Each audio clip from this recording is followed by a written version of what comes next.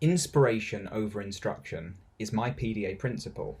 We cannot be pushed into anything as one would expect, but we can be drawn to that which sparkles and that which appeals, so long as we, or others, do not put ourselves under any pressure. When a child is avoiding, one's impulse ought not to be to encourage them into anything. To do so at this point could prove disastrous. In fact, for the most part, I maintain a strict no encouragement policy. That isn't to say encouragement is always wrong.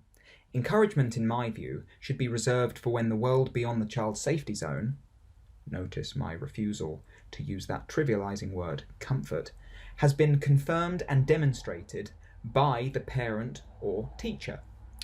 Does the child feel stable and secure within a world that neither invalidates nor traumas them?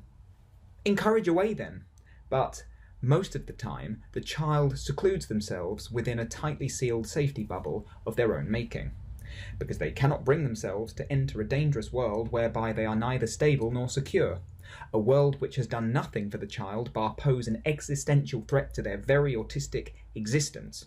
It is no wonder the world is boycotted in favour of video games, because at least video games are kind to them. Video games are solutions, not problems. It is the world that is the problem. To encourage a child to do things beyond their safety bubble, at a time they hold a pessimistic view of the world, to them is akin to coaxing them into a lit fireplace. This can cause the child to lose trust for their primary caregiver. For why would anyone who claims to love me do such a thing as urge me to be a part of a world that hates me, while simultaneously they want the best for me? Doesn't sound like a trustworthy person to me. When the child is avoiding something, the focus should not be directed at them. To encourage them at this point could damage a child's trust for the encourager. The focus should be directed at that which they are avoiding and how we can improve it or render it more appealing. It is here that the source of the child's anxiety lies. How can we make changes to the object of avoidance so that my child no longer has anything to avoid? Or how can I get X to appeal more to my child? Are better questions than the dreaded, how do I get my child to X? Progress does not come first. Progress comes last. I cannot stress that point enough. Validation and acceptance comes first. Parents and teachers are often unaware of how much they long for the PDA child to just do something else.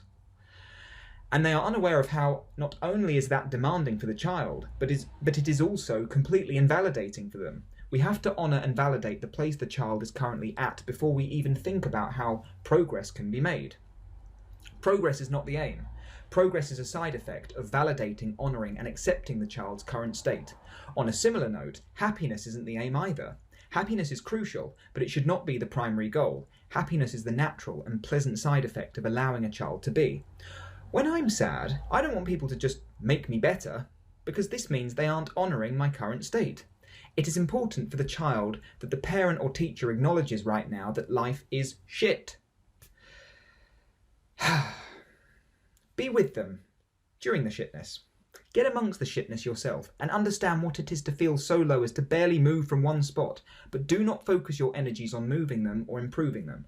That comes later. Instead of offering them a series of potential alternatives for them other than sit on the bed and play video games, a better approach for a parent would be to either enter their world and join in or validate them by saying something like, "Yes, I get it.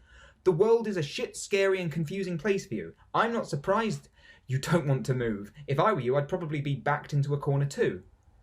That is truly empathising, and this helps the child to feel heard and not alone.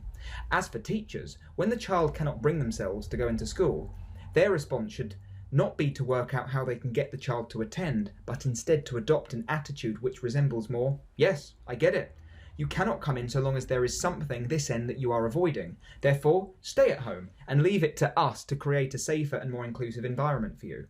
Once you are able to come in, this is proof that we have made the necessary adjustments our end.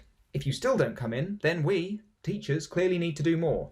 Yes, before you say it, I know I'm being somewhat idealistic. Inspiration over instruction. Demands in the form of instructions can cause neurological constipation. Inspiration, on the other hand, is like the laxative.